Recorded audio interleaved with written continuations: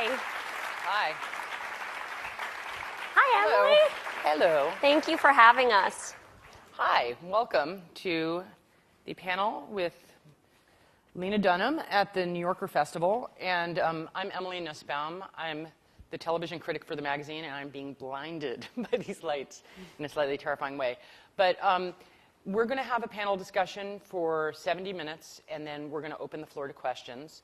And I'm trying to think of the things I'm supposed to tell you. One of them is to turn off your phones, and yet, contradictorily, the other one is that if afterwards you want to tweet this, you're supposed to use one of two hashtags, which I've been told to use alternately under different circumstances, but one of them is hashtag NYERFest, or NYERFest, and the other one is hashtag TNYFest. So, all right, and I think that's it. So yeah, at the point where we open it to questions, they'll put up microphones and then you can come up.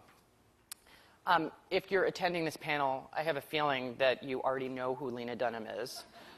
So I don't probably have to deliver like a massive IMDb, Wikipedia type spiel. But just as a brief summary, by the time she graduated from Oberlin College in 2008, she'd already filmed a full-length film called Creative Nonfiction, which screened at South by Southwest. And then shortly thereafter, she made another movie called Tiny Furniture, which she also wrote, starred in, and directed. And then she went to HBO and made a TV show called Girls, and then all hell broke loose. Right as Girls was coming up, there were 1 million gushing profiles of Lena, including one that I wrote. And there were 3,000 analytical op-eds, pro and con, and a lot of blog posts, and also a shocking amount of middle-aged people who were weighing in on the very important question of whether young girls were having bad sex. And eventually James Franco had his say, and it got to the point that I opened the New York Times, and a Science Times piece had girls as the lead.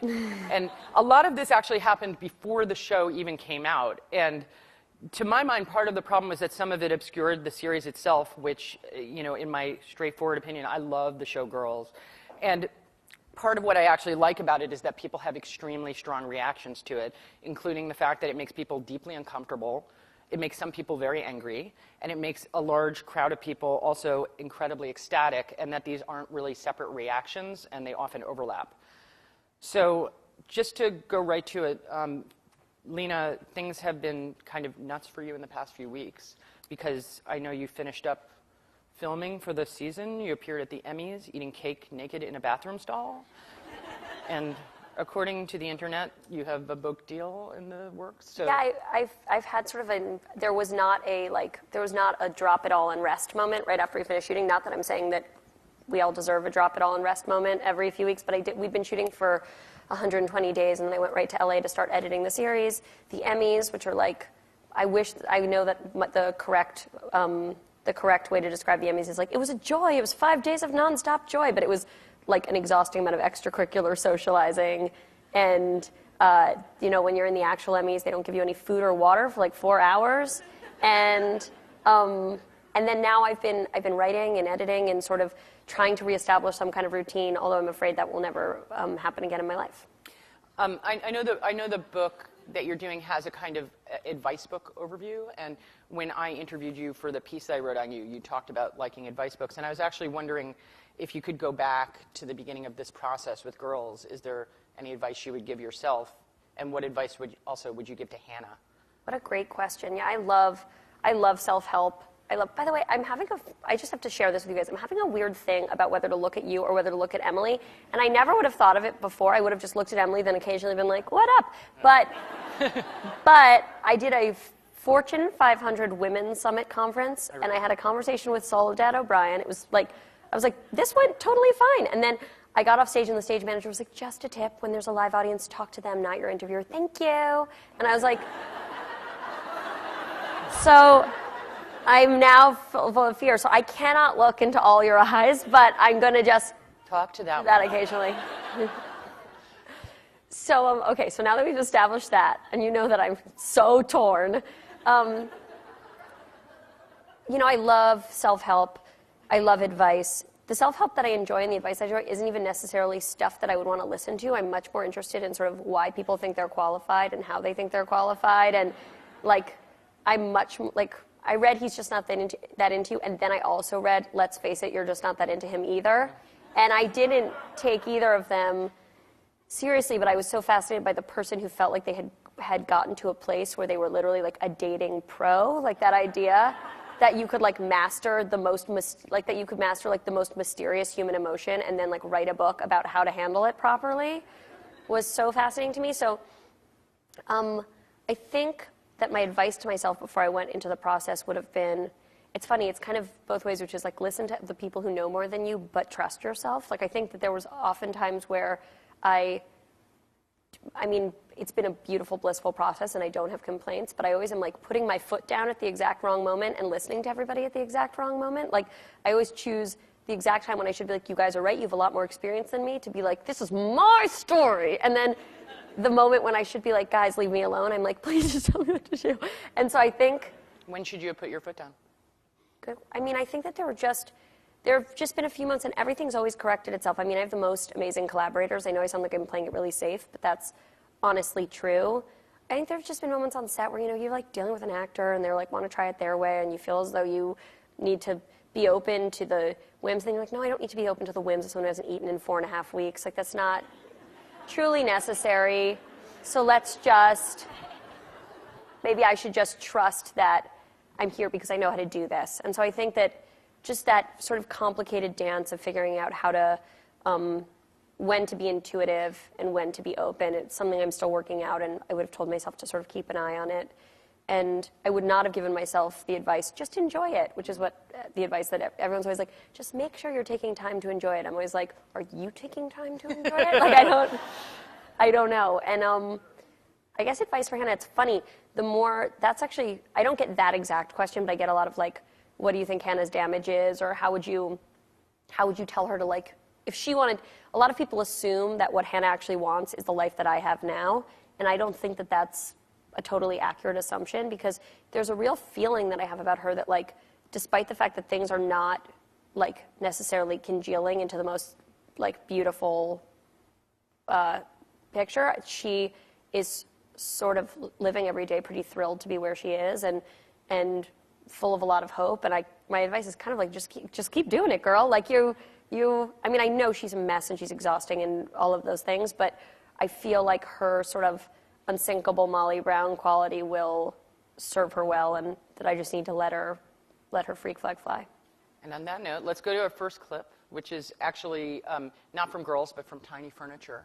And this is a movie, in case anybody hasn't seen it, in which Lena plays a girl named Aura, and her sister plays her sister, and her mother plays her mother, and their apartment plays their apartment. And in this scene, which comes toward the end of the movie, she's had a really messed up, alienating sexual experience involving a pipe. And but what she not put inside her. No, she's not inside put inside her. I'm sorry.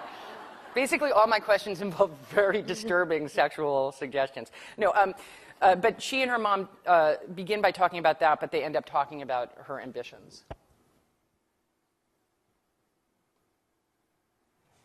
You know, if filmmaking doesn't work out, you could always be a massage therapist. You have a very intuitive touch. You're like my sister.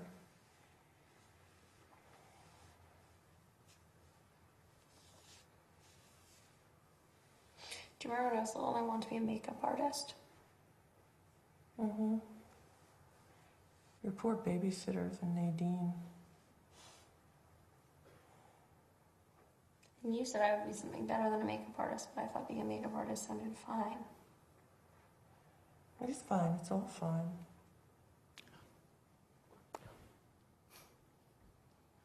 No, I don't want to be a makeup artist. And I don't want to be a massage therapist. And I don't want to be a day hostess. I want to be as successful as you are. Oh, you will be more successful than I am. Really, believe me.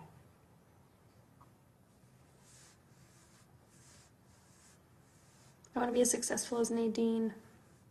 Now that's going to be harder. She's a little obnoxious with all that anyway. One of the things I really found very interesting about Tiny Furniture and also about Girls is that a lot of people discuss both of those projects in terms of their description of people's, of women's sex lives. But to me, both of them are about the process of becoming an artist.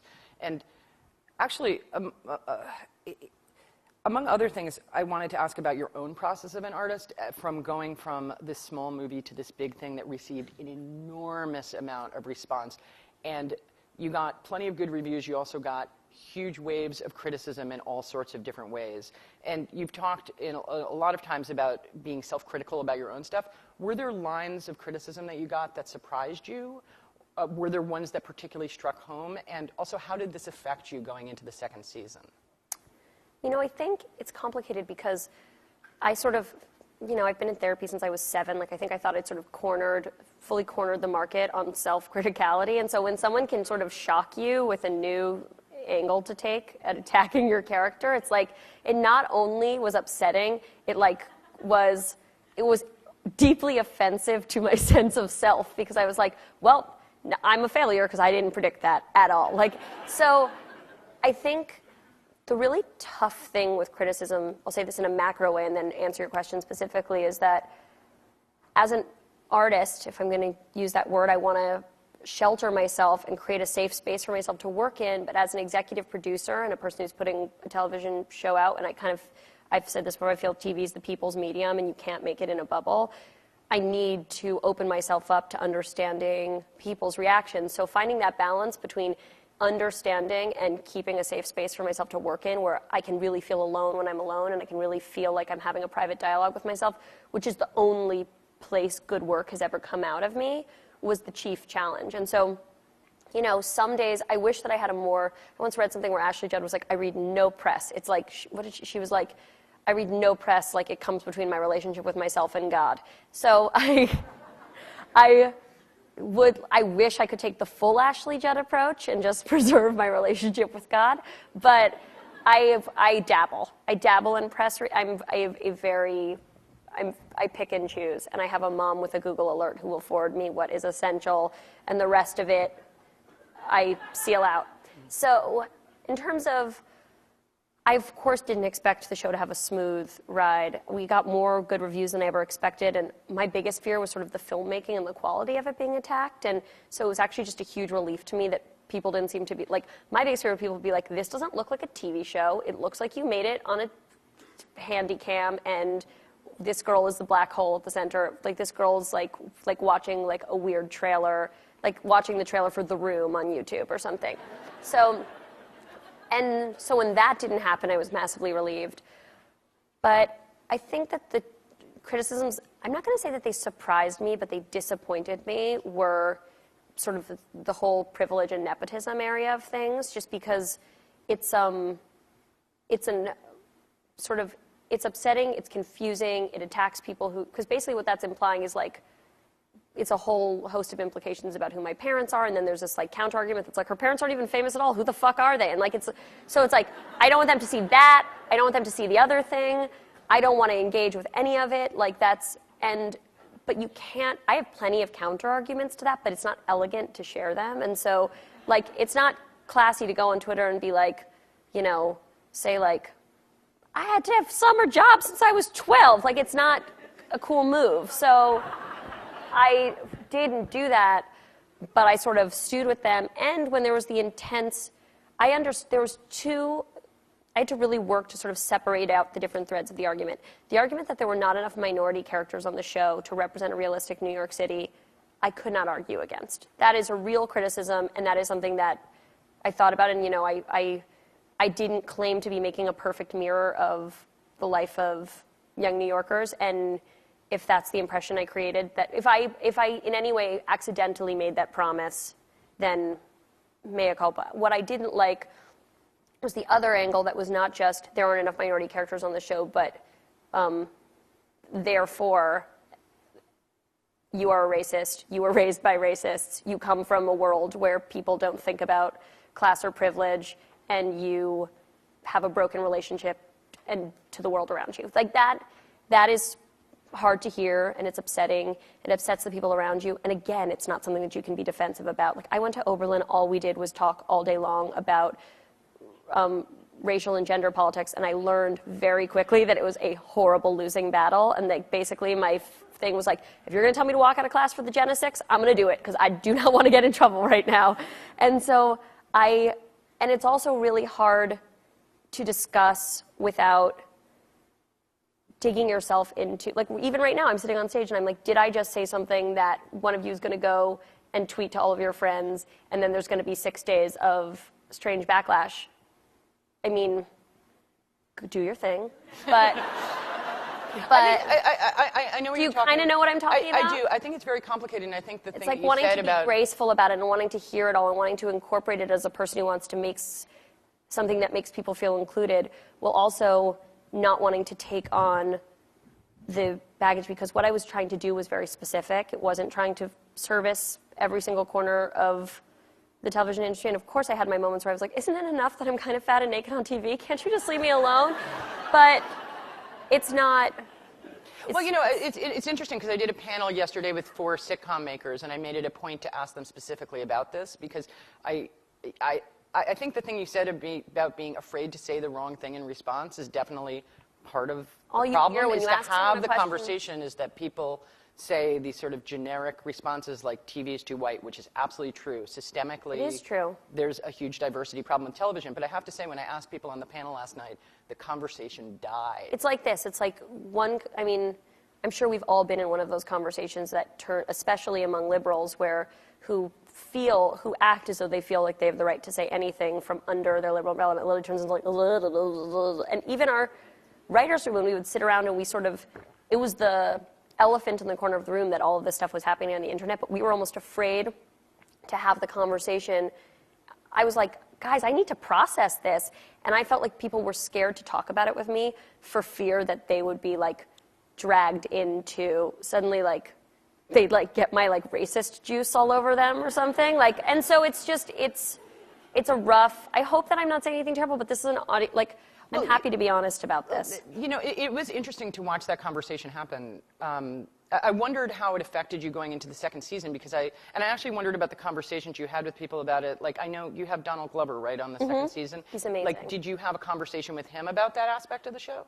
Well, he's someone who I'd wanted to work with and talked about working with since the first season. I've been a fan of his for years. I've been a fan of his, like, since he was doing sketch comedy stuff at NYU, and I was just always kind of looking for the right moment. But I mean, not to give too much away about the storyline, but Hannah had such a sort of specific romantic thing happening in the first season that it was hard to figure. I didn't want him to be sort of like fly by night. I kind of didn't want to share him with anybody, and so because he's just so adorable.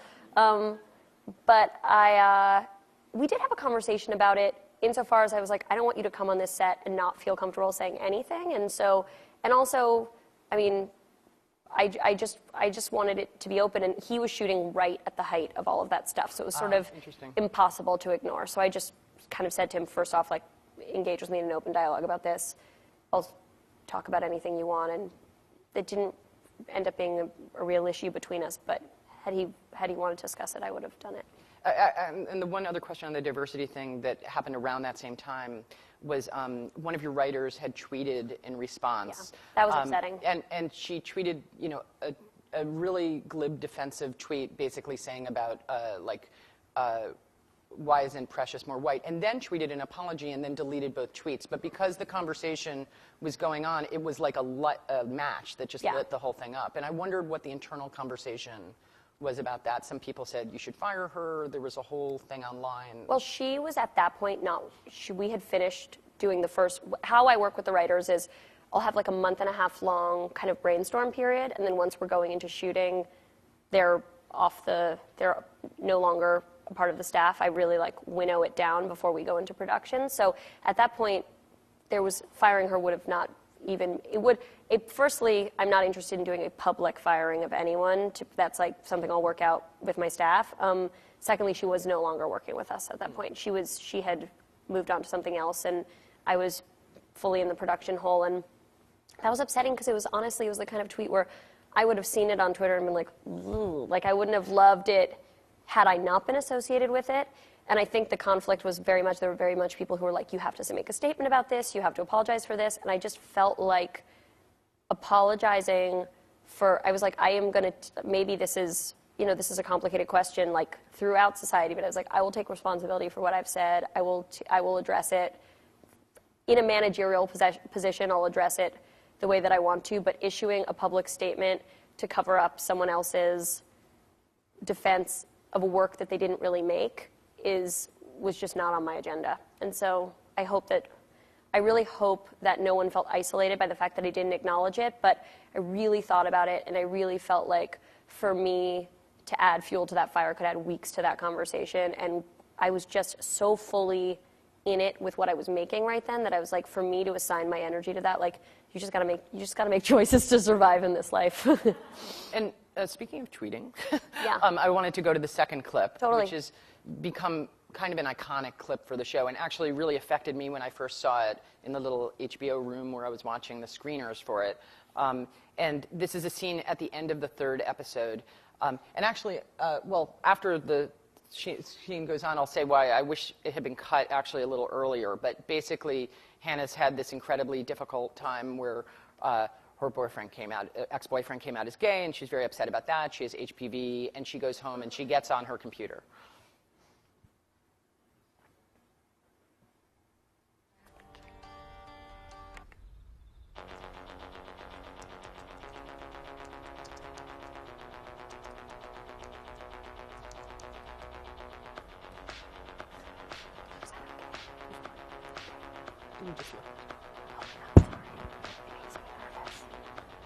Somebody said you got a new friend.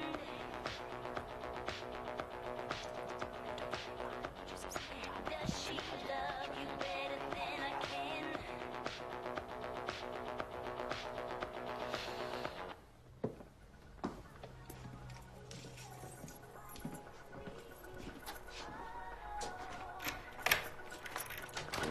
I'm giving it my all, but I'm not the guy you take home.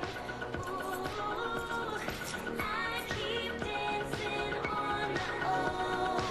I keep dancing on my own. I'm just gonna dance all night. I'm romancing. Yo, girl. Yo, girl. What's up? Oh my God, Elijah's gay. What? Yes. Oh my god, that is funny. Funny is one word for it. I was gonna go with fucked or sad, but I mean, I probably should have suspected considering he only ejaculated like 30% of the time. And he seemed gay. Yeah, he seemed gay. He seemed gay. Yeah, he was gay. Can't you see me? Oh, I'm giving it my all, but I'm not the guy you're taking home. Ooh, I keep dancing on my own. I keep dancing on my own. I love that scene. Thank and you. it actually is it's a, Thank you. the reason I wished it wasn't cut off is I was actually very interested in the first part of that scene because she gets on the computer and the first thing she types is, I believe, you lose some is the first Yeah. one. And then so that's just self-pity. And then she types, my boyfriend... My life is my life in a is- lie. My ex-boyfriend dates a guy. My ex-boyfriend dates a guy. And so that's confession. But what she eventually types is actually something that's communicative, but also a kind of a code, like it's a transformation of it. And it actually, because you and I both use Twitter a lot, it really spoke to me about the way people use online communication, which is to say, some people were going to read that as a general statement, and then there was going to be a handful of people who suspected what it was about, and really only two people, Jessa and Shoshanna, who actually knew what it referred to. And then she moves and dances, and basically I'm doing that between two ferns thing, where I'm like, and that's what happens in the scene. So my question is, actually, just sort of thinking about the way that Hannah herself is a memoirist on the show, I wanted to ask you about the level at which your earlier works were really directly autobiographical. They literally had scenes from your own life. And I wondered whether In this show, how autobiographical does it feel at this point? Has it changed over time in terms of you transforming your actual relationships and your experiences? Yeah, I mean, it started out being, I mean, the relationship started out looser than what I'd done before, just because I was choosing to write about characters. I'm born and raised in New York. Most of my closest friends from childhood and beyond were also, and so, but I was choosing to write about characters who had come to New York to sort of like seek their fortune or whatever, which is a different, it's a different New York experience to have, and so I was interested in that, and I was also interested in writing about a character who didn't have the same kind of sort of like artistic support system that I did growing up. Like her parents, the first scene of the show is her parents cutting her off. They don't understand what she wants to do. They don't believe it's something that she's capable of doing, and that couldn't sort of be more, that's a really inverted version of my experience with my family. So there were definitely real distancing maneuvers, but at the same time, I wrote in some basically exact facsimiles of relationships from my real life. I mean, the Adam relationship started out closely based on something. Of course, the person I dated never became really sweet and appeared at a party and screamed to be my girlfriend in my face. So, and then the Marnie relationship is based on my relationship with my best friend, which has been long and intense and complicated. And I think second season, the characters had become so completely owned by the actors who played them that we started to really write to the people they'd become rather than, an account of, we don't just now follow the life threads of the people who they're based on. But it was also interesting. I mean, television is way more collaborative than anything that I'd done before, and so we also incorporated, I work really closely with a woman named Jenny Connor, who I run the show with, and a lot of her life is stewed in there, and Judd Apatow, believe it or not, has contributed some of his own personal experiences to the lives of these 24-year-old girls. Please be specific. What did he say that was so amazing? We haven't even used it yet, but we had a subplot where we ended up taking it out, where he said, "I love you" to a girl when he was 24, and she said, "See, it's always about you." It's like the best thing I've ever heard.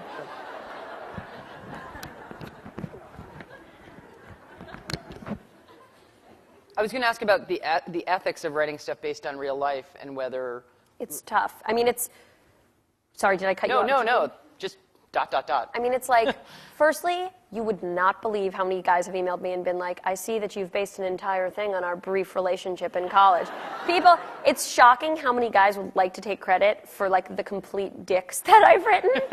But yet it's happened. Like, literally, like, a different gay boyfriend, a gay guy who I like made out with 3 times freshman year of college was like, "I notice a lot of similarities in your relationship with Adam between the relationship we had between our 2 dorm rooms." And I was just like, oh my God, this is, firstly, do not raise the bar on your life goals. But but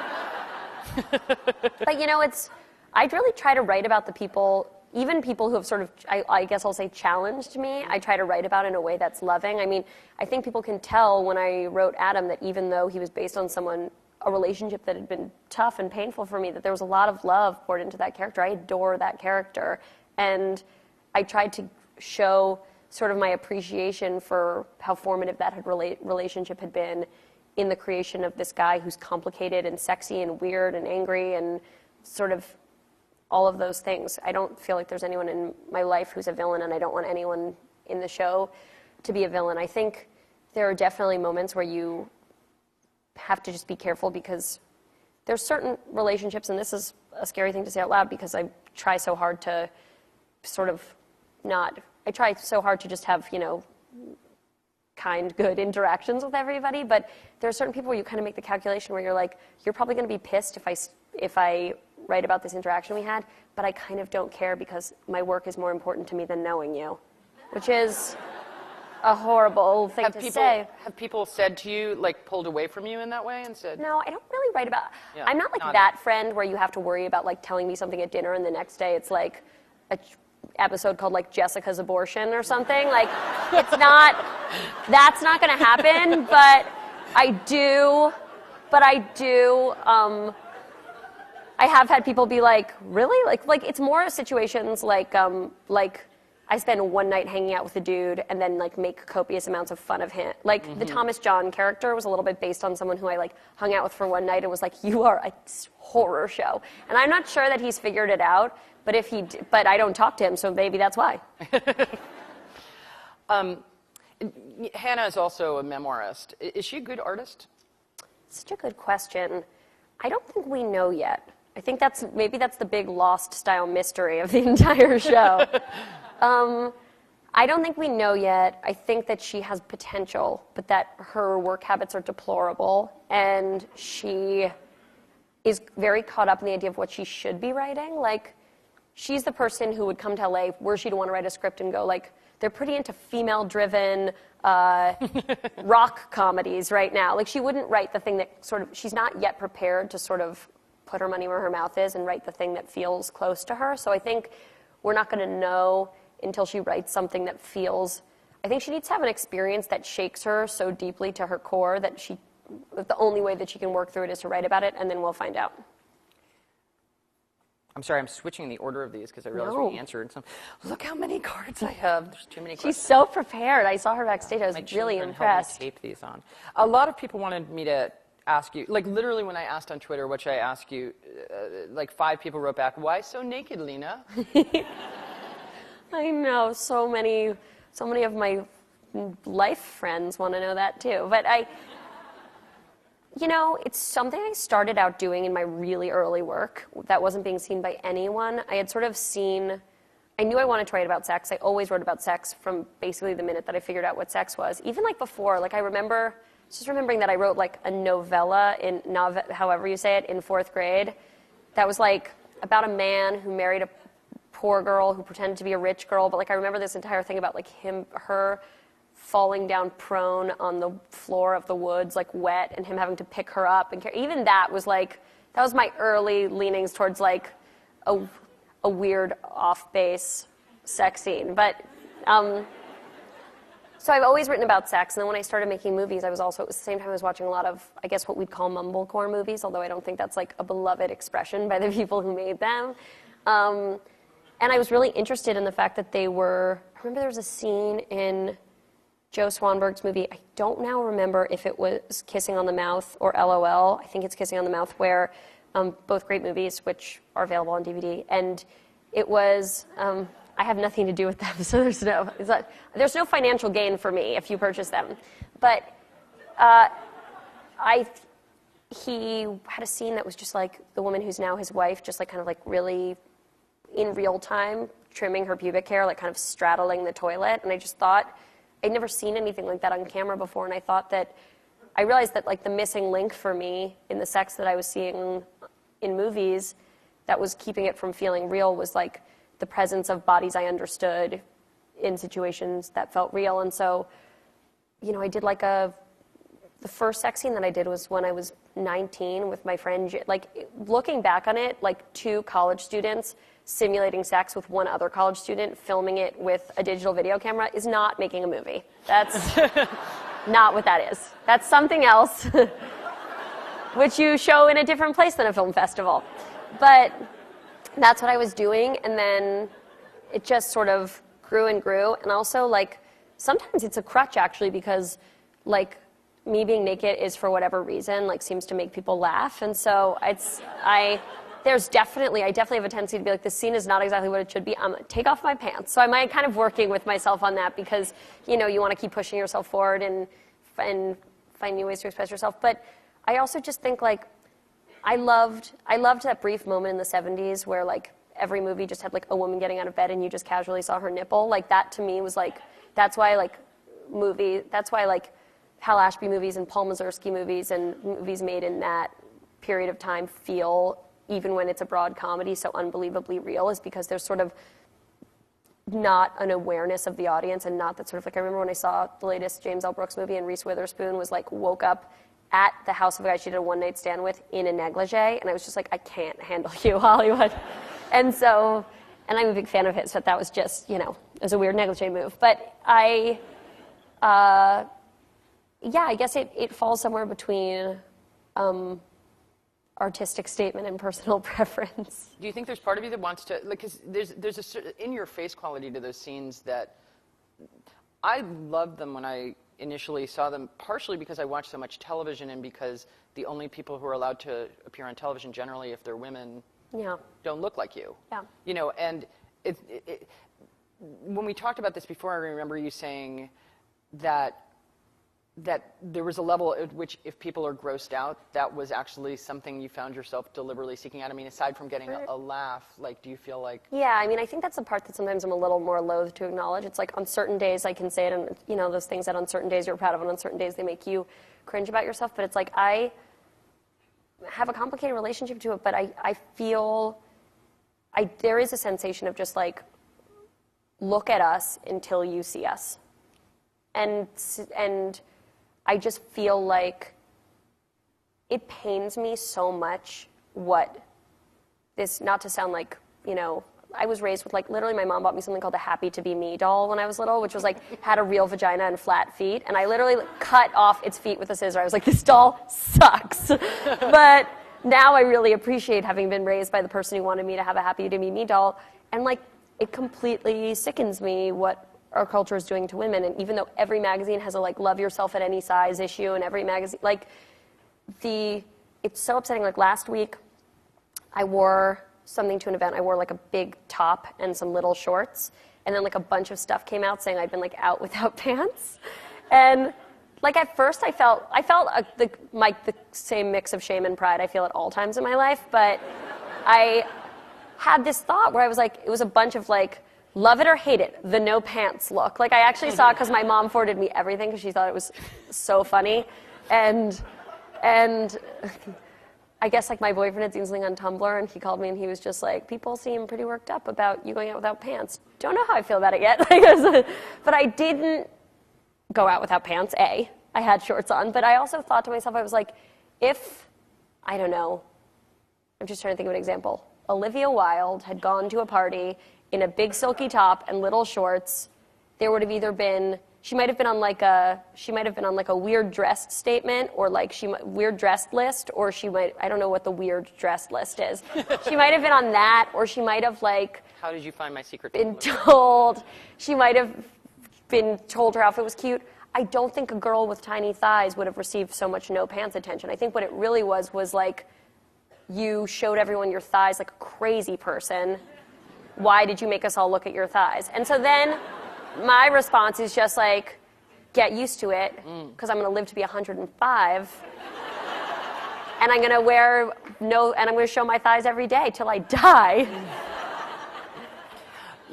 You'd mentioned that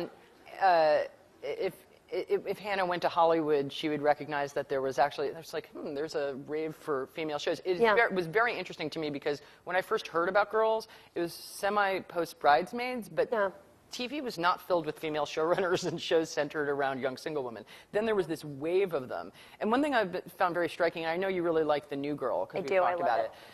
It's my main hobby. Yeah, I checked in with her before the panel, and she was like, "I'm getting in bed with my mother to watch The New Girl." So, but one thing that's very striking to me is that there's a lot of female creators, and you all continually say nice things about one another. I don't know whether everybody knows each other out there. This is different than the way I found that. I mean, do people feel an obligation? Can you say something critical about another woman showrunner? No, that's not what I'm trying. I mean, two things. I don't like to say that many public critical things about anybody, but except like, I don't know, there's a couple fair targets, but I can't think of who they are right now. Who are they? I can't, and now I said it, and then I was like, I wished I had two hilarious ones stored up for you, and all I could picture was just like some headline that was like someone's tweet that was like, Lena Dunham slams Beth Bears or something. Yeah. Like, I don't know, like who I love, who I think is great. See, I'm freaking out.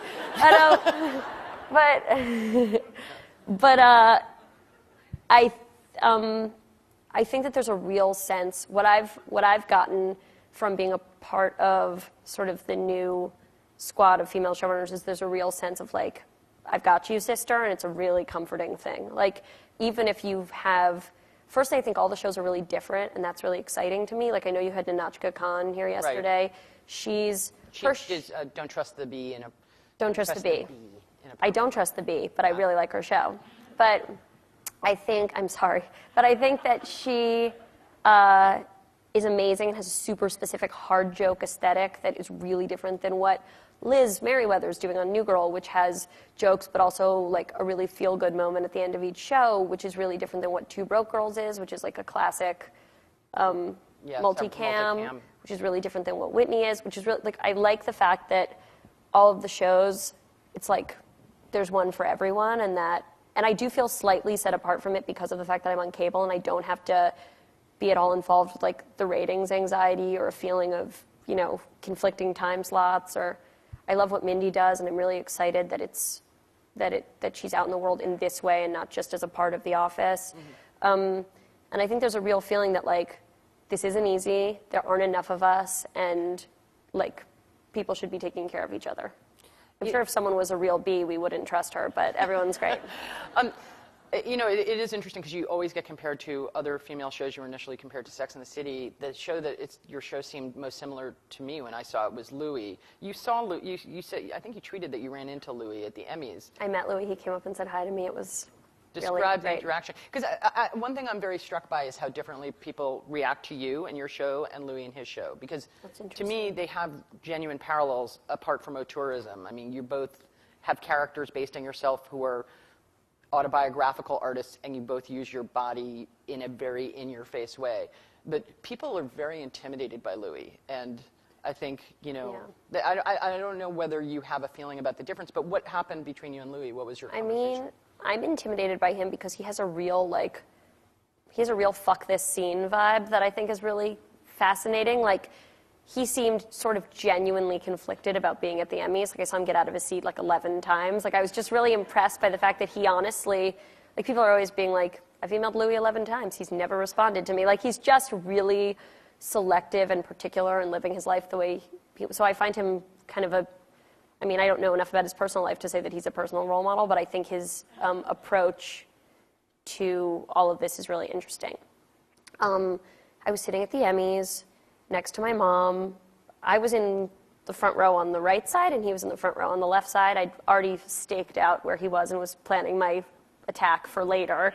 And then during a commercial break, he came over, and he said, stand up. And then he gave me a really nice hug. And then he said, which is amazing. I sound like I'm bragging, but it was really the best. He just said, what you're doing is important. And then it was commercial break was over, and then he went back to his seat. The only time I ever met him. And if it was the only, and I said, I dressed as you for Halloween. And he went, you're too much, and just kept walking. So as you can see, I've replayed it many times in my mind. I love his work. And I love the like weird diverse, like I love that he directed Pootie Tang. I love every part of it. Pootie Tang is a really underestimated film. It is, actually. And actually, I want to talk a little bit about, you know, people often talk about, including me, these sort of general themes of the show and the way it speaks to people, but I'd like to talk a little bit more about the specifics of it, including the direction. And so to start with, I'd actually like to show the scene that was the first scene that I watched in the show that I literally was like the way a lot of people have reacted to the sex scenes and stuff, but I was just like, oh my God, what is happening on television? Like, it would just really threw me back. Is this the one from episode 5, the masturbation? Yes. Oh, yeah. And just so you guys know, I didn't direct this scene. This is directed by Jesse Parrots. Oh, I'm sorry. Don't be sorry at all. I wrote this episode, but Jesse directed it. Ah, okay. So he did a really great job. Yes. All right. Well, we'll watch the scene because I can still talk to you about directing I know, in and general. I have a variety of other scenes I want to talk about. Okay. Does it turn you on to watch me touch my own cock? Kind of, yeah. Or does it disgust you? Do you think I'm really bad? No, I don't think you're bad. I mean, everyone does it. Do you think I'm pathetic and disgusting? Yes, actually. You do? Why? Why do you think that? Because there's a woman standing less than 10 feet from you, and all you can do is play with your own cock. Is it bad? It's really bad.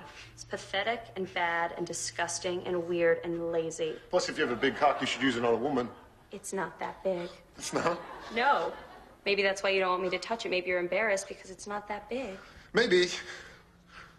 You like this, having me watch you? I do. I like it. What do you like about it? No, put your shit down. Put it down. That's not what this is.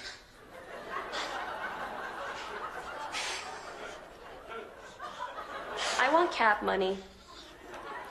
What? You heard me, you filthy boy. I want cab money. How much? 20. 30, because I also want pizza and gum. I keep my money in my drawer. Okay. Keep my fucking eye on you. You only have hundreds. Fuck. And I'm taking one. You are? Yeah, I am. You're lucky I don't take all your money, considering you made me watch this all afternoon. I'm sorry. Are you sorry? I'm sorry. How sorry? I'm really sorry. Why don't you say that to me again? I'm sorry. Why don't you say that to me again like you mean it? I'm sorry. You like saying that. Say it again. I'm sorry. Say it one more time. I'm sorry. That's fine. Just hurry up. Do you want to step on my balls? Are you fucking kidding me?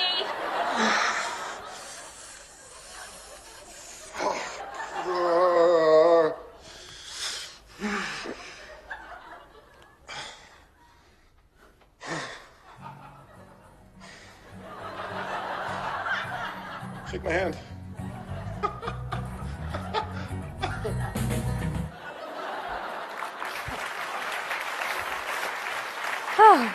I didn't watch that in a while.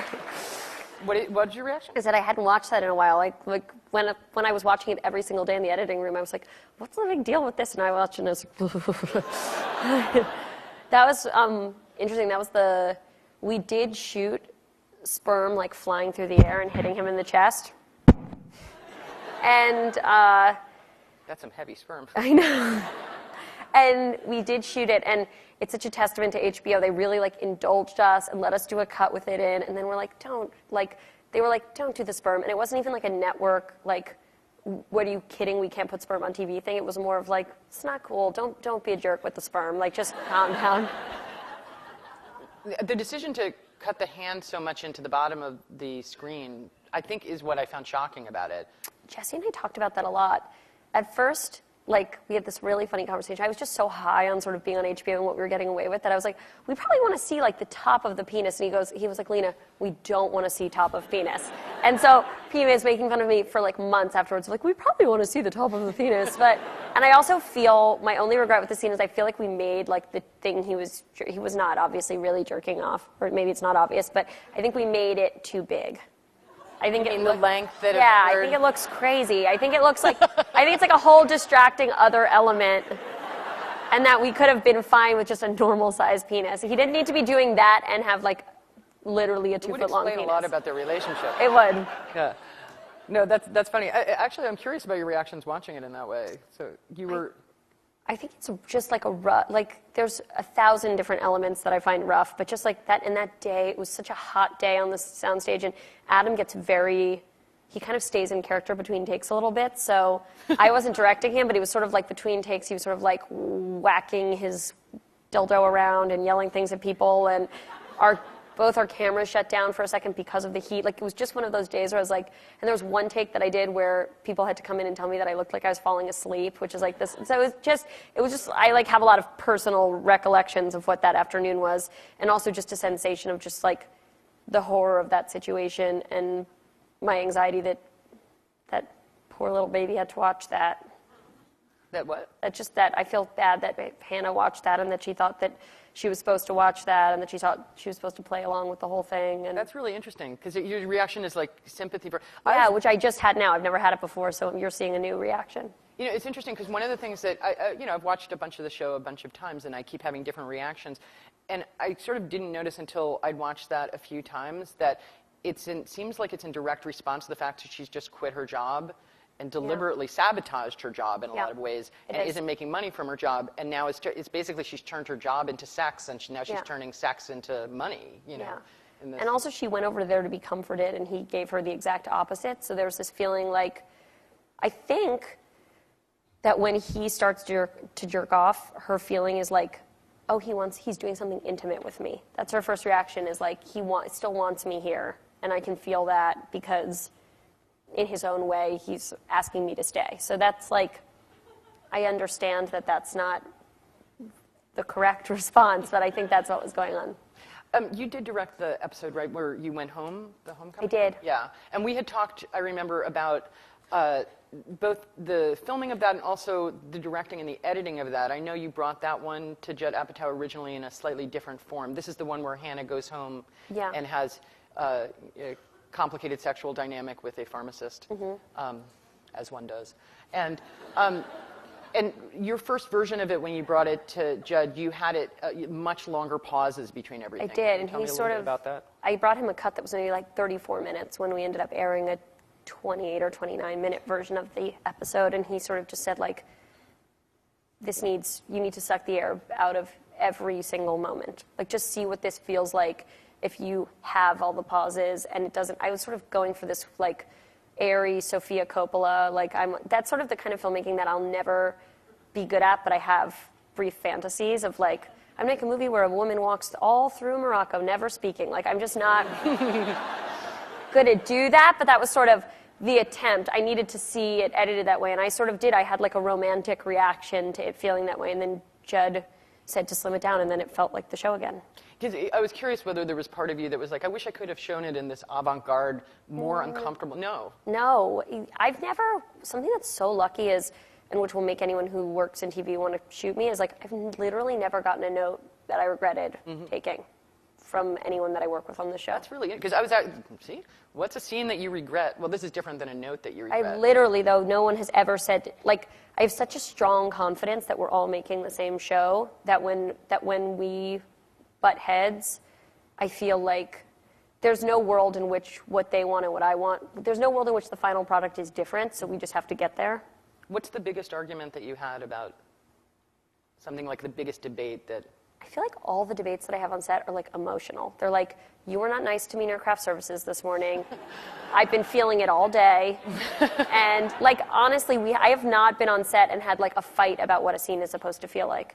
I'm sure it's in my future. It's unavoidable. But especially with Jenny, there's a real feeling of just, like, connectedness on that level that I just never doubt. I think, my on-set fights have all been, like, real, why did you talk to me that way situation. And I'm, like, bad in that I kind of, like, hold it in until just, like, you say hello and I start to cry. It's just a bad, like, I need to work on that. Is there a scene from the first season or section that you, not in, like, a horrible way, like, but just regret or think was a little bit askew or didn't, just curdled? It's funny. My mom is a really regretful person, so my thing is always, like, if it takes, like, 8 hours, you take a cab and it would have taken you 2 minutes on the subway and you're 8 hours late, I'm always like, yeah, it was a great learning experience because I got to see 2 rivers I'd never seen before. Like, I really am pretty anti-regret, and so I know that's, like, sounds evasive, but I really feel like everything that's happened with the show so far has been, like, well, I'm more talking about stuff in the show. Like, I remember you talked at one point about the Jessa sex scene. I don't love it. Yeah. You're right. I don't love it. Why? But I learned the lesson about the kind of sex scenes I don't want to have in the show. I think it looks too like Samantha Jones is getting knocked all around by a guy, like that, which is not a problem. It just doesn't fit in the world of girls. Like someone unabashedly getting railed against a window and then there being no real emotional consequences is not kind of sex I've had, and it's not a kind of sex I want to write about. And I sort of tried it and didn't realize it didn't feel right until I saw it. And it's interesting, Jenny and Judd both feel the same way. Like, they look at that scene, they're like, it's not going to ruin anything, but it's not. But it's not what you're going for. And I thought Jesse, who directed it, shot it in the most interesting way that he could. And, like, there's the weird added element of, like, the fact that Shoshanna was in the closet watching the whole time. But still, it was, like, this kind of, like, sexy music, like, sexy samba music and getting thrown all around the room. It's just not, like, I'll write it when I see it happen. See, you're describing a very emotional experience on set. I'm curious about your direction process, and this is another one of the Twitter questions that came, is just about, do you storyboard things? Do you do a shot list? How explicit are you? Because people assume mumblecore things are just like a camera all over the place, and that has not seemed true of anything that you've made. We're like pretty stylized. I mean, when we shoot handheld, it's super shot listed and super considered, and same with when I shoot Steadicam, and I'm most of the time on sticks, as they say in the biz, or working on a dolly. And I'll shot list before I go in, sometimes with my DP, sometimes by myself. I've only storyboarded once, which is for an action sequence that's in season 2. Get ready. It's like, the idea that it needed to be storyboarded is absurd. It's like the most miniature action sequence, but we needed to understand it. And so there's an amazing storyboard artist. His name is Brick Mason. And he is like a famed New York storyboard artist. And he came in and worked with me, and it was really, I just loved it because I still feel like I'm so in the middle of my film education that it was amazing for me to get to talk to someone like that. But I don't do that much of that. I need to have a sense of what I'm doing camera-wise before I go in so that I can focus, especially if I'm in the scene, so that I can focus fully on sort of the emotional reality of the thing. I spend a lot of time, I usually talk to the actors for 5 minutes before, and then we just try one, and then I just adjust it. I don't do a lot of takes. I think I had no, sometimes I do, because sometimes the scene needs to be rethought, but if a scene is going according to plan, if I see that we have a piece of it here and a piece of it there and a piece of it here, then I'm not going to keep writing into the ground, because I don't think it's good for actors, and or it's not good for actors who are acting the way that we are on the show, and I also think that my attention span, that's the reason I didn't do theaters, because I was I cannot sit in this for so long. I have a bunch of these questions about specific things from season 1 that I'm Cool. just curious about with scenes, because one of them is actually a scene that I watched them film, which is the Jessa wedding scene at the end. And that was really fun to do. It was this incredibly long, complicated shoot, because I was on the set. This was when I was doing my article on Lena. And one of the things was that her wedding vows were incredibly different than what was finally shown. They were much longer. They were much longer, and they included a lot more stuff about the economic relationship of that marriage. Yep. And I was curious about, just to explain, she's giving the wedding vows, and in the original vows, part of the vows was, she was saying, the promise was and I promised to make a small boutique for you to support you in the production of handbags, possibly in the shape of swans. There was he was I promised to help you.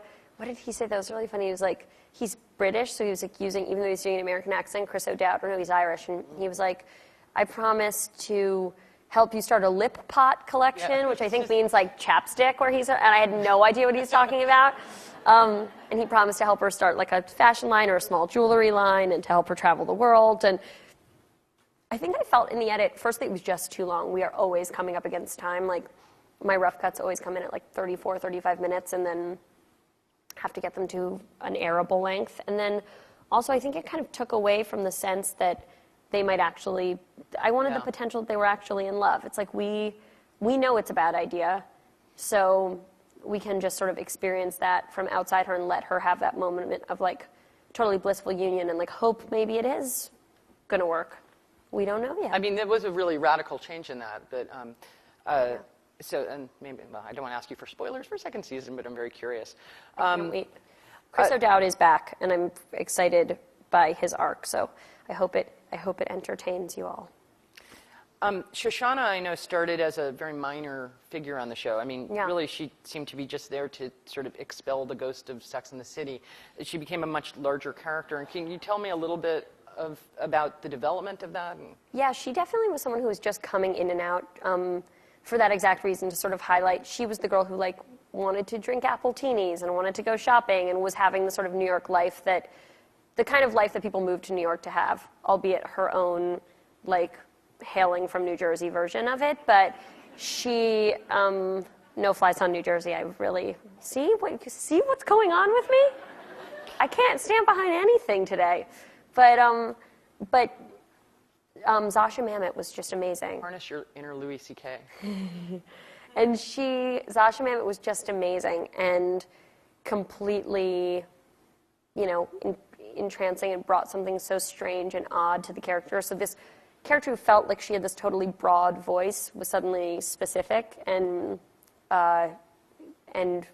lovable in Zasha's hands. And I also just love Zasha personally, and I was wouldn't it be great to be able to pay you to be around all the time? So we kept her, and I'm so glad that we did, because in a way, Shoshanna's the most naive character on the show, but in another way, she's the wisest. And I also like the fact that her social life is tangentially connected to theirs, but she explores this whole other. She's a student. She's interested in the finer things in life. She kind of explores this whole other side of the world that they haven't tapped into. Somebody wanted to ask me whether she was wearing pants in the scene where she's running down the crack scene.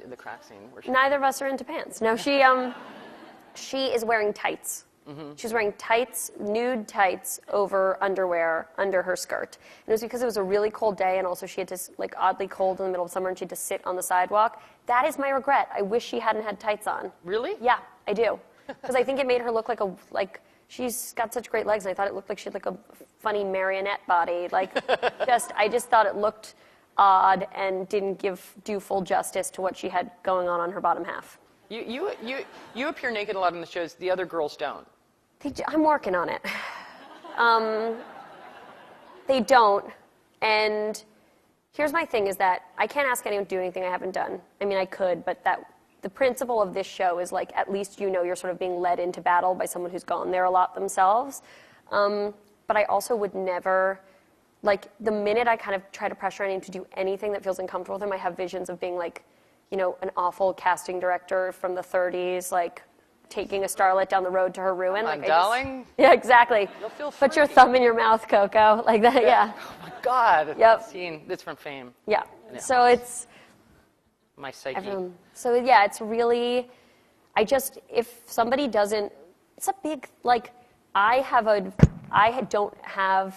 Insofar as you can have an uncomplicated relationship to exposing your body to a lot of viewers, I don't have one. But I can imagine that if it was something you were not prepared for, it would really haunt you, and it would really be upsetting. And so I would never want to be the agent. Part of my approach is, like, do it if you want to, don't if, you know, dress like a sister wife if you want to. And I would never hire anyone because they were willing to get naked. So I'd sort of like, I hope that we've found ways to depict their sexual interactions too, without it feeling like, I mean, Marnie's a character who, whether Allison wanted to show her breasts or not, would have sex with a bra on. Like, that's just who she is. But I hope we found a way to make it all feel real. This is a Shoshanna thing, but she has the wonderful scene where she shows, and I wish I had a clip of it, but where she shows Hannah the show Baggage, which I did not realize until watching your show was a real show. It's a real show. I Googled it. I learned a lot of different things it. from the show in that way. But, Love it. And then after we put the Baggage thing on television, I got all this Baggage swag in the mail. Ooh. So I have like a Baggage hat and a Baggage hoodie, and then the best part is the 3 baggages we named on the show. Jerry Springer said, like, on the show they present like a cardboard suitcase with their baggage written on it, and Jerry Springer sent me 3 and he signed them. Oh, very nice. And so what is your baggage? I thought about this. I saw her last night. She saw and me told her last I was night gonna and ask she the warned question, me. 'cause So I didn't just, that's why I thought about it. But I would say my biggest baggage is that sometimes I like say yes when I mean no and don't balance my schedule properly. Like just a general, like not having nailed like day-to-day accountability, if that makes sense. Like I'm really committed to my work and really committed to my friends, but like just the balance of it's off. I'm describing something very abstract, but like I guess it's just like sometimes like I can be kind of a flake. I think that's how I can be flaky. That's number one. I don't want to be. It's like the thing I deplore most in another person and recognize as a trait of my own. 2 is probably like an unwieldy relationship to food, I would say. And 3 is that I can't drive. Can you still not drive? Because I It's know not you gonna were happen, taking Emily. all of these. You're never going to drive. No. I think that some people aren't meant to be mothers. Some people aren't meant to drive. I would like to have multiple children, but I'm not going to drive a car. Have you seen Gallery Girls? I've been hearing about Gallery Girls. I used to do this web show with 2 of my friends called Delusional Downtown Divas. Yes. And so one of them finally saw Gallery Girls and had a real like they stole our entire vision, like kind of, and I was like, we had a very small web show on it. This is a web show in which Lena and a couple of her friends, I mean, seriously, it is so similar. We did kind of play Gallery Girls. Not But this is a reality show, and I read some quotes from it on the internet. There was one that was amazing. It was like a girl being like, "This coffee tastes like Folgers."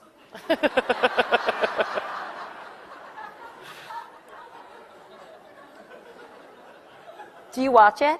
I have watched it obsessively as a problem within the last 2 weeks while I was supposed to be doing other things. I sort of binge watched it. That's the only time you can get into something like that is when it's like completely irresponsible. Yeah, it was a troubling kind of opiate kind of experience. And then I tweeted about it, and People were talking about it. I'm sorry, I'm going through the various Don't worry, questions. people are worked up about Gallery Girls. They are, and actually, it's it's interesting because Marnie really is. She's a gallery girl. Yeah. She's from that world, and that was a real transformation of your real best friend who's not in that world at all. No, not right? at all. And I don't know, I'm always self-conscious about writing the art world because both my parents are in it, and it's really easy to do wrong, and they're really critical every time we see a movie that has an artist in it. It's just like, my dad's just like, wrong, wrong, wrong. And like, he's really supportive of the show, and then like the minute the gallery comes on, he's sort of like gets an attitude. But yeah, it just felt like a place, a Gallery Girl. I understand why they'd create a whole show around it, because it's this interesting cross section. It's sort of the best of both worlds of like a creative type and, you know, a businesswoman climbing the ladder. So it's sort of this interesting, like, it's like a bohemian like bonds trader. It's like an interesting position to occupy. Do you wish you not called the show Girls? Because I do think that contributed to some of the sense that it should be universal. I know one of the original joke titles, sort of, was the Untitled Lena Dunham Project. Yeah, it was the Untitled Lena Dunham Project, then my friend said it should be called the Entitled Lena Dunham Project, and which I found amusing and continue to find amusing even when it was thrown back in my face. No, I feel good about the title. I like the title. I think that it's, I just don't know what else it would be called. I mean, I'm sure that if with a gun to my head I could come up with something, but I feel good about it, and I think that the idea that the title would have contributed to so much resting on it makes a tremendous amount of sense. But I feel happy with what it's called. I was going to try to come up with some like, but you know what? And I just had nothing. Would you like to give the Emmy speech that you would have given had you won? Oh my God, that's so amazing. That's such an amazing question. I did write it down because my dad, because I once won like an LA Film Critics Circle Award, and I was with my dad, and I didn't write anything down, and I got down, and like he basically was like, "You bombed." Like it was really bad. It's a useful thing to have somebody be able to say that, though. I think it is. Maybe not. I don't know. It is, and it's nice to know that like you're not surrounded by yes people. But I think I was gonna keep it really simple. I was just gonna thank everybody. I was gonna thank Judd and Jenny and the cast. I was gonna thank my parents and my sister and my grandma, because she like did a whole prayer thing that obviously was unsuccessful. And I was gonna thank some friends and my boyfriend, and then I was just gonna be like, this is unbelievable. And then I was gonna get off stage. Were you going to do like the Gwyneth Paltrow Starlet Meltdown with the... I was going to try to keep it, I think the no cry approach is pretty cool. I mean, unless it just comes to you, but like Claire Danes' speech this year was awesome. Yeah. It was just like a full assault on linguistic correctness. Holla, Mandy Patinkin. It was so cool, and she called you her baby daddy. It was just the coolest move. I rewatched it on YouTube for inspiration purposes. What do you consider your relationship, and this is part of it, girls' audience? And because, you know, it's funny, because when I was finishing my article on you, the billboards had just gone up, and I said, what's it going to be like when you're visually recognizable? And you were like, I don't know whether that's going to happen. You know, I realize that but it's an HBO show and all this stuff. You were visually recognizable. I was wrong about that.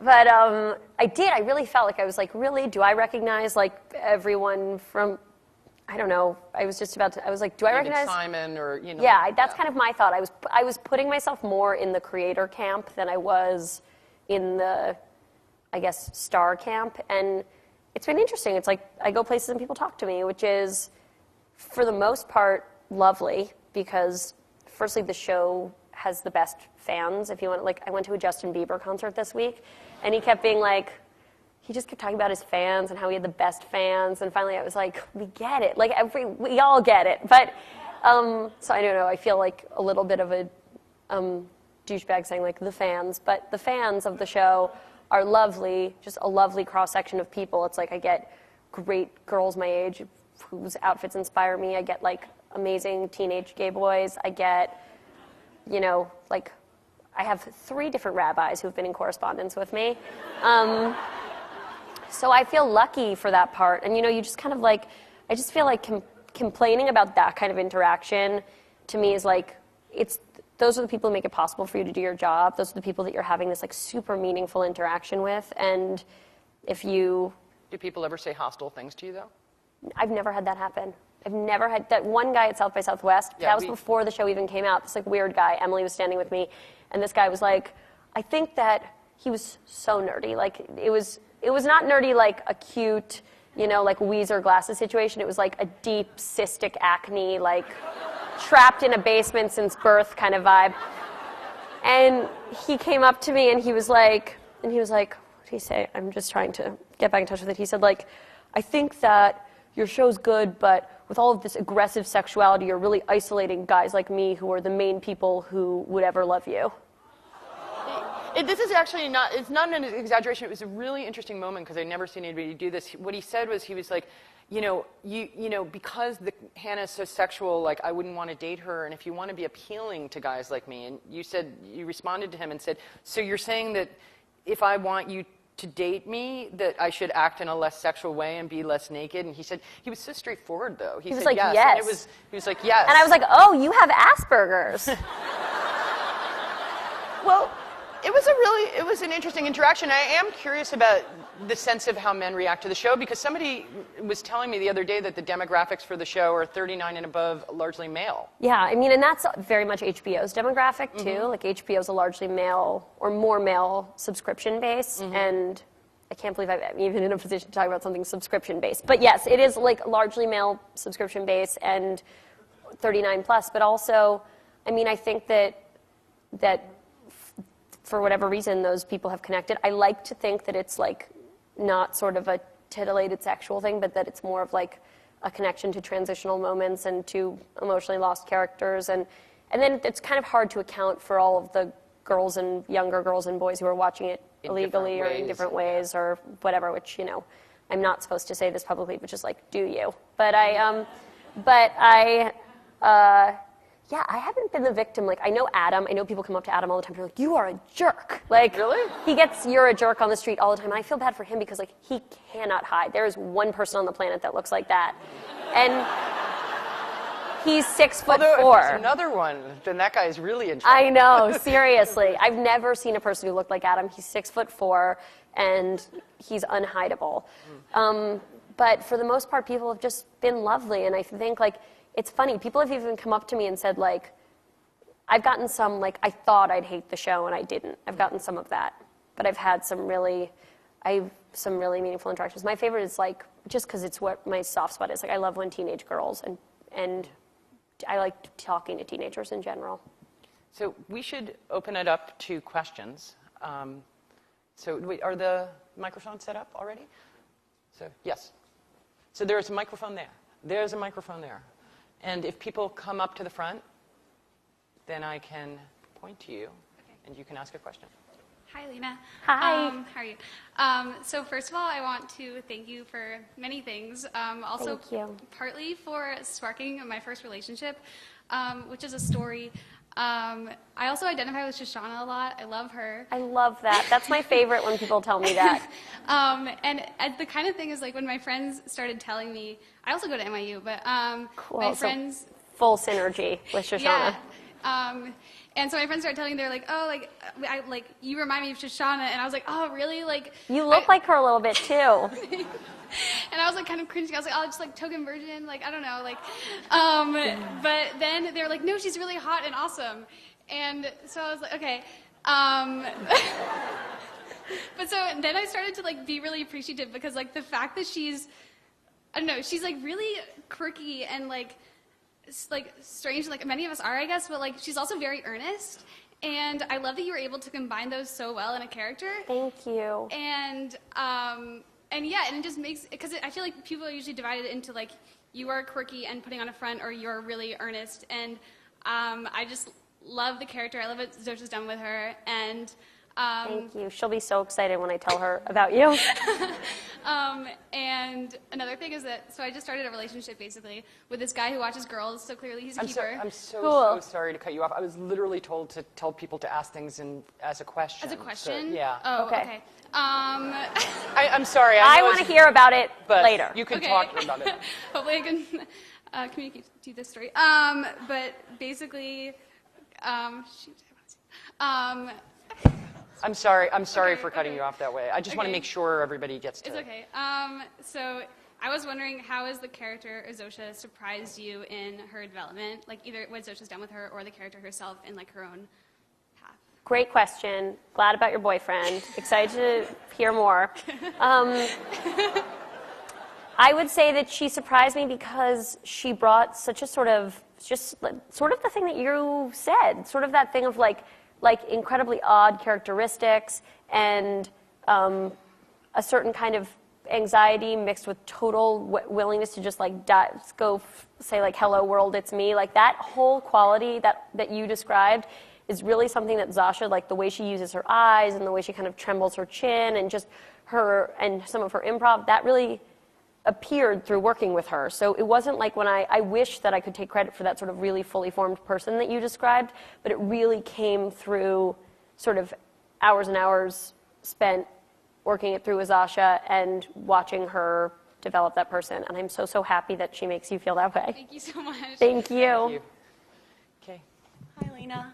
Hi, how are you? Good, how are you? Good, thank you. I like all the music in the episodes, so I was just curious as to who chose them and how they were chosen.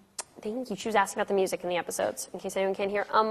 Well, I have a music supervisor named Manish Raval, who's amazing, and I also make like a mix whenever I'm writing, like an inspiration sort of mix, and I often will write songs, like that Robin song was written into the episode, Halo in episode 10 was written into the episode.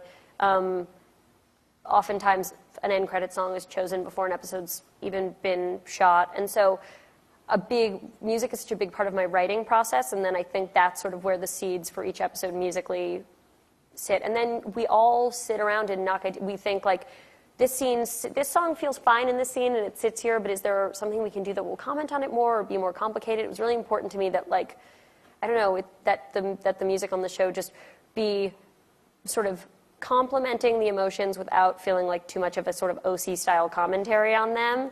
And our soundtrack comes out in December, and it's been really fun for me because I always thought of myself as someone with like terrible taste in music, and to see people have sort of an emotional reaction to the song placement has made me feel so much cooler. Thank you. Thank you. Hi. I was wondering, since the show's pretty much right now about such a specific time in somebody's life, I was wondering if you have an idea in mind of how long you'd like the show to go on for. You know, I thought a lot about the fact that I'd love to have a show called Girls where there were like women carrying babies around, but it would be really funny to have a show called Girls where everyone lived in a nursing home in Battery Park together. But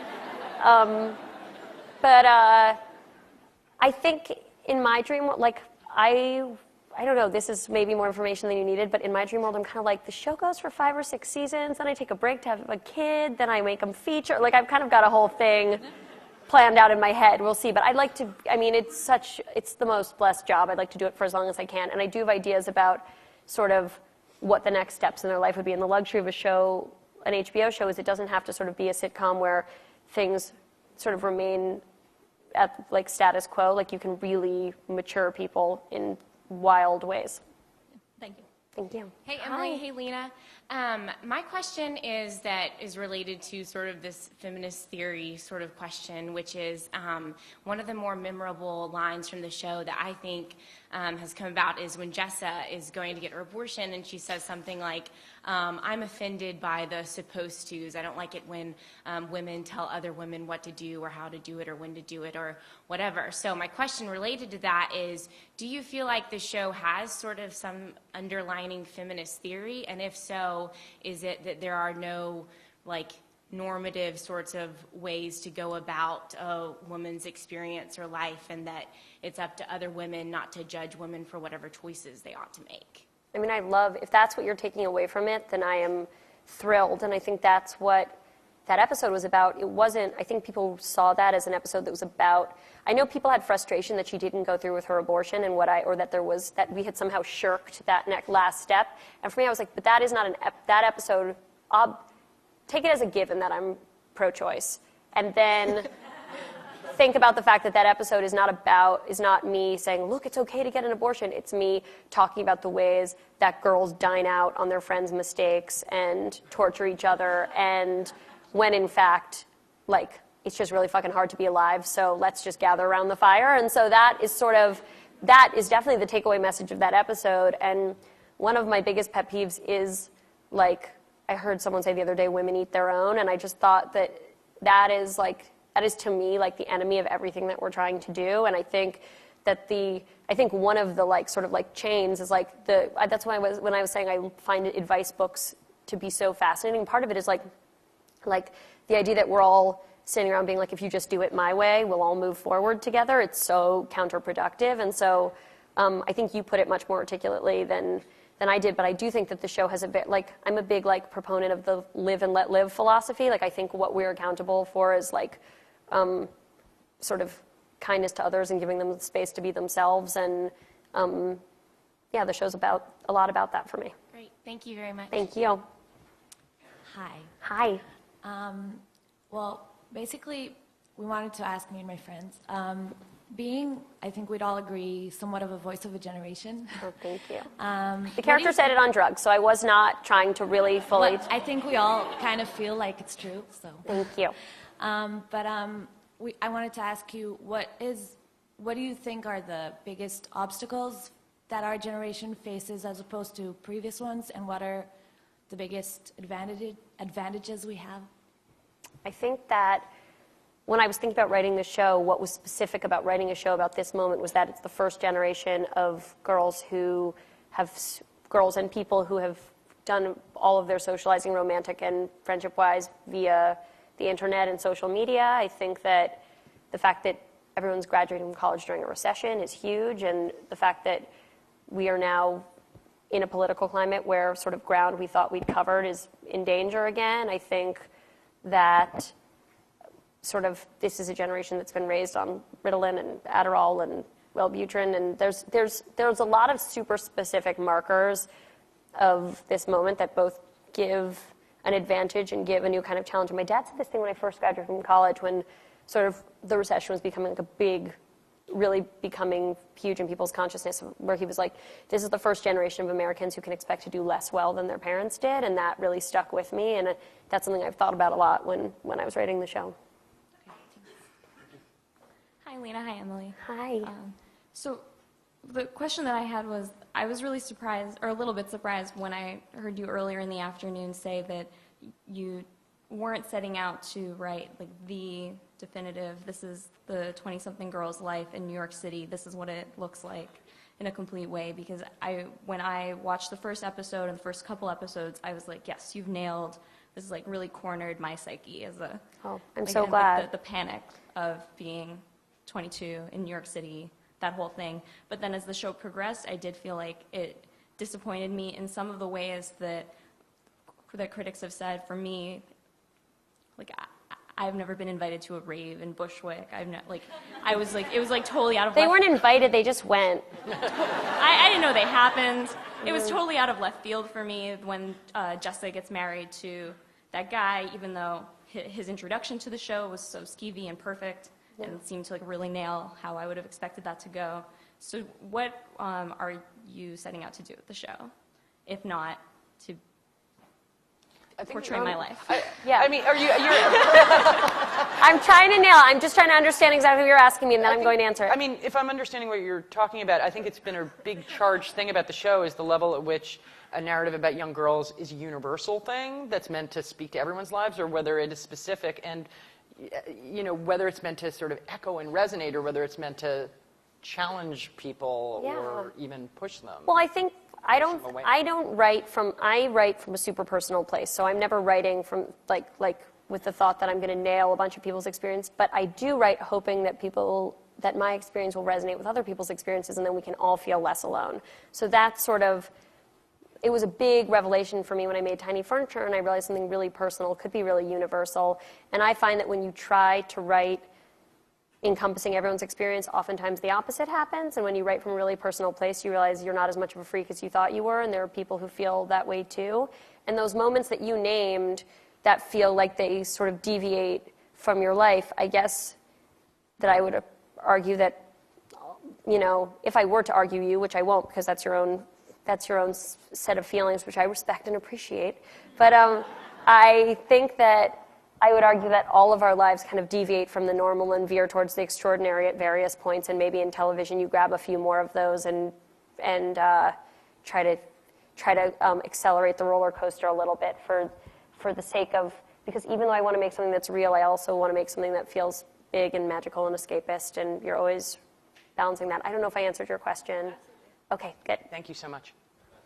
One more? Okay. Ugh, there's so many people. Hi. Hi. Paranoid disclaimer. I work for HBO and I worship a lot of what's going on right now. I'm Valentina. You and I are best friends on Twitter. Freaking out right now. Oh, I'm so happy to see you. You were tweeting this morning about going to the... We have like a real, like if you guys, we've got a real thing going on. I'm so happy to see you. This is major in the girls episode that is my life right now. So thank you. Genuine question in the spirit of girl power. I am wondering who, if any, which is your favorite Spice Girl and why?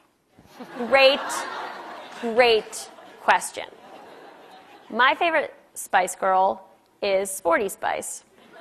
I like her because of her casual style, and I think she has the best voice, and I think that the work she did after the Spice Girls is the only work that held up musically since the Spice Girls, and I like that she keeps a low profile in the media.